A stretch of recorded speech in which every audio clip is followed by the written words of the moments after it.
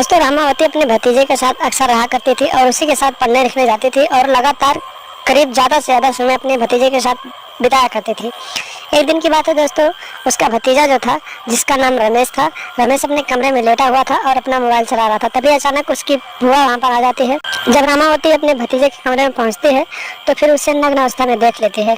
और जब रामावती अपने भतीजे को इस अवस्था में देखती है तो एकदम से पानी पानी हो जाते हैं और फिर अपने भतीजे के साथ कुछ अजीब हरकतें करने लगती है और देखते ही देखते अपने भतीजे के साथ 162 वाला प्रोग्राम चलाने लगती है। नमस्कार दोस्तों, स्वागत है आप सभी का हमारे एएसएन क्राइम अफेयर चैनल में।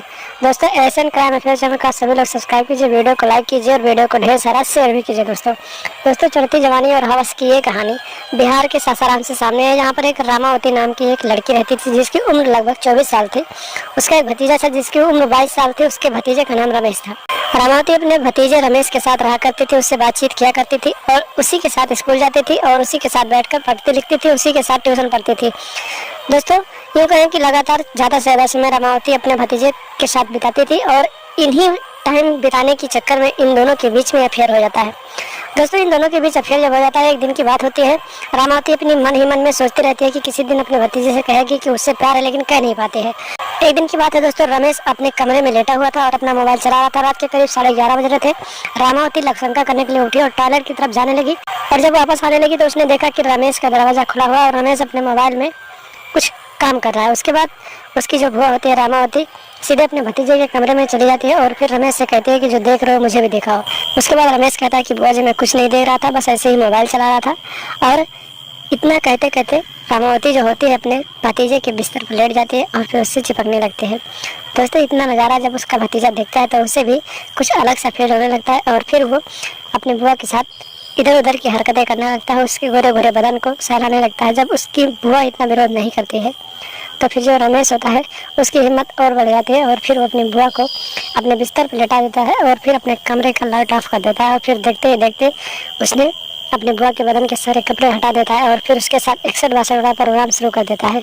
काफ़ी देर तक इन दोनों का 61 वाला प्रोग्राम चलता है। करीब 1 से 1.5 घंटे तक ये दोनों एक दूसरे के हवस को मिटाते हैं और फिर जब थक जाते हैं तो वहीं पर लेट जाते हैं।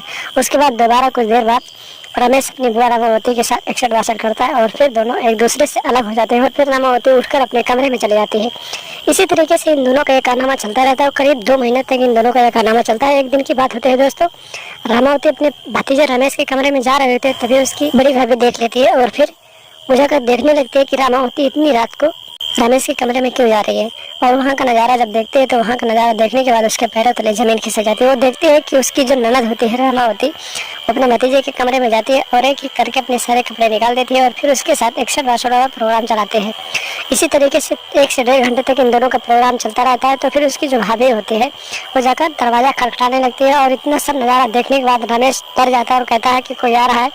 रामावती कहती है ठीक है मैं देखती हूँ, और जैसे ही रामावती दरवाज़ा खोलती है तो उसकी भाभी उसके सामने खड़ी होती है। उसकी भाभी उससे डांटने लगती है, बुरा भला करने लगती है।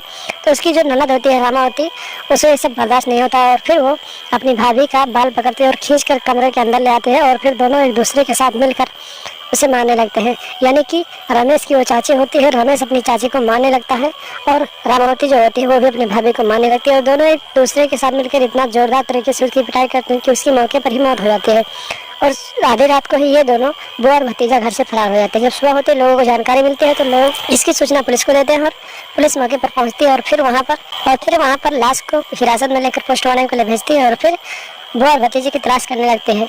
दोस्तों अभी भी बुआ और भतीजे की तलाश पुलिस कर रही है। फिलहाल अभी बुआ और भतीजे का कोई जानकारी नहीं मिला है। पुलिस वाले बताए हैं कि जब उसकी जानकारी मिल जाएगी तो उसे हिरासत में लिया जाएगा और फिर आगे की कार्रवाई के लिए उसे जेल में डाला जाएगा। तो दोस्तों सावधान रहें, सतर्क रहें, अपना और अपनों का ख्याल रखें और इस तरह की आपराधिक मानसिकता रखने वाली लड़कियों से दूरी बनाकर रखें और लगातार हमारे साथ बने रहें। हमारे चैनल को सब्सक्राइब कर लें और हमेशा देखते रहें एएसएन क्राइम अफेयर।